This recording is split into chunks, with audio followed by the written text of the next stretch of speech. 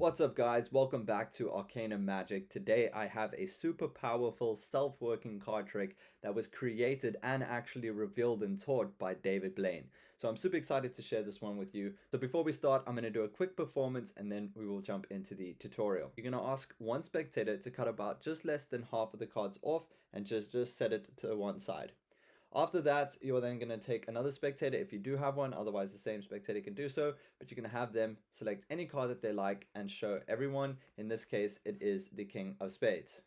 Then you're going to have them place their card back into the pile, just like that, and you're going to move back over to the spectator.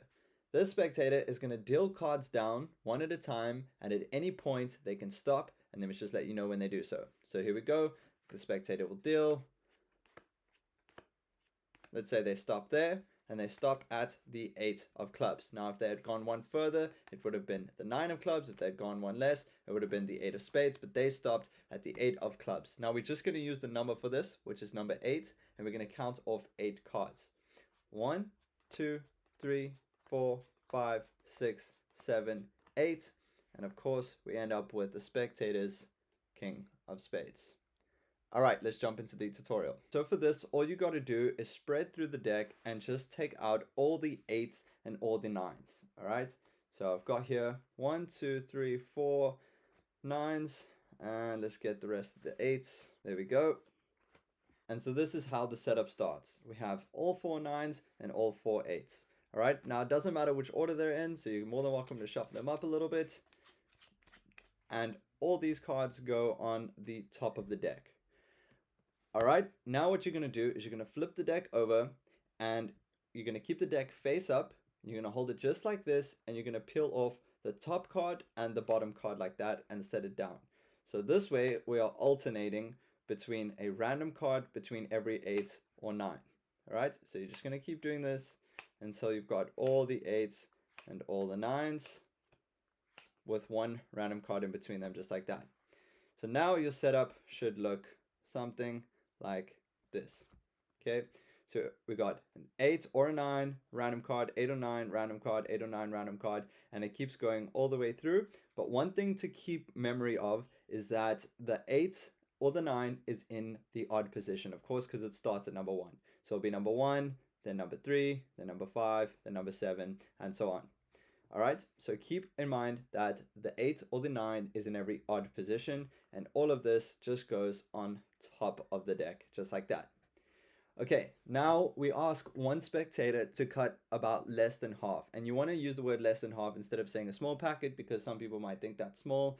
I mean, maybe not, but just to play it safe, I always say take about a quarter of the deck or less than half of the deck, so that way they're taking off just a little bit like that, and we set it aside. Alright, from this point on, you can have the spectator go ahead and select any card, it doesn't matter. Let's say for this example, they take the 2 of hearts. Now, while they're showing everyone, you can either turn around if you're not comfortable doing this or in front of them, or what you can do is just very casually count off 8 cards. I do it in 2s, so 2, 4, 6, 8, as if you're just spreading through the deck and saying they can place their card back. Now, what you've done is you've put their card in the 9th position. That's extremely important, and you'll see why in a second. So their card, selected card, is in the 9th position after taking off about less than half and setting it aside. Now you explain to the spectator that they just need to deal the cards nice and slow. Make sure that you say nice and slow so they don't deal too fast, and I'll explain why that's important in a second. But you're going to ask the spectator to deal these cards nice and slow, one at a time, and whenever they feel like it, they can stop. While the spectator does this, you need to keep track of how many cards they're putting down, because it's important to note when they are putting down the 8 or the 9. So remember, the 8 or 9 is in every odd position. So they go 1, 2, 3. If they stop here, you know that the 8 or 9 is over here. If they go 4, then you know the 8 or 9 is over here. So whenever they stop, it really doesn't matter. You just got to take note as to which card you are going to tell them to look at. For example, if they go 5, you tell them to look at this one. If they go 6, you tell them to look at this one. I hope that makes sense. All right, so then here we go. We tell them to look at this card and we say it's 8. Now, it doesn't matter whether it's an 8 or a 9, because here's where you this is how the trick basically works. You're going to count off, in this instance, 8 cards, and you know their card is in the 9th position, right? So 1, 2, 3, 4, 5, 6, 7, 8, and then you reveal their selected card. However, if they chose 9, then you would still deal 8 and say, and card number 9 is yours. So regardless of whether it's an 8 or a 9, it's just wording, right? So 8 cards and then spectator's card, or number 8, number 9.